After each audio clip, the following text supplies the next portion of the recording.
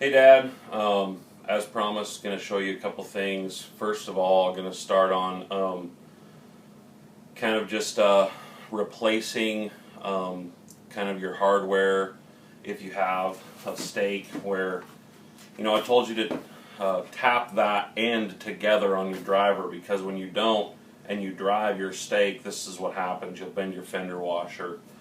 So on something like this, there are a couple of things you can do. You can leave this as it is. We're going to go through two options.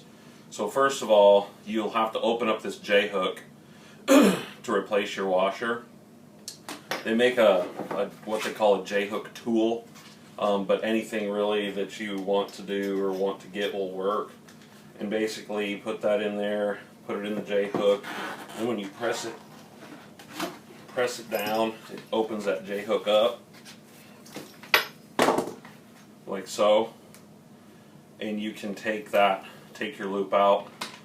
You can either reuse your J-hook, or you can just toss the whole shoot and match, kind of whatever you want to do. Just for the sake of time though, I'm going to just use a new one and show you how to put this back on here.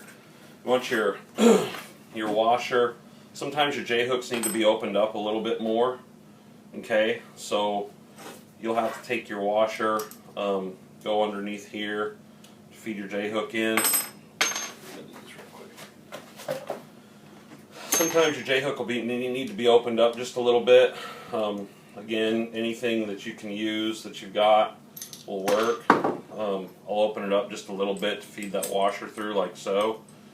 And then you just put this on, attach it. What I've found, even is better than these, is get a long pair of channel locks, a long handled pair of channel locks, and then you just lean down on it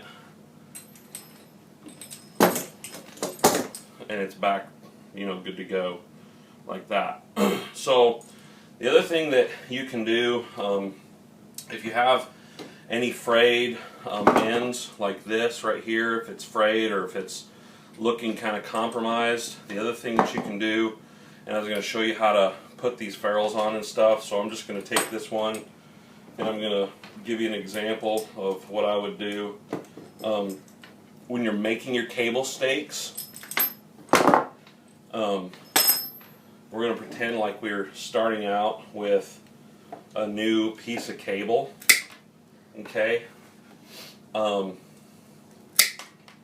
So this is just for example, just because obviously you don't want to make them this short. You don't want to pull your cable out long enough to where when you get your loops in, you've got about 12 to 14 inches of cable. That'll do it. I make my first loop, you stick it through, and always make sure you've got some sticking out. You don't want to leave it like flush or even close to flush, because when you crimp this down, it will, it'll pull back just a little bit.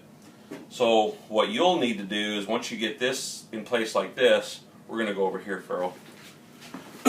Get on your anvil or something like that. Just flatten it out.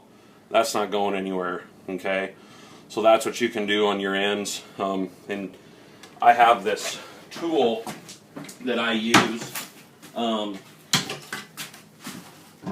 that you can buy at a Lowe's or a Home Depot or something like that. I found these at Lowe's for 20 or 23 bucks, and this is really all it does.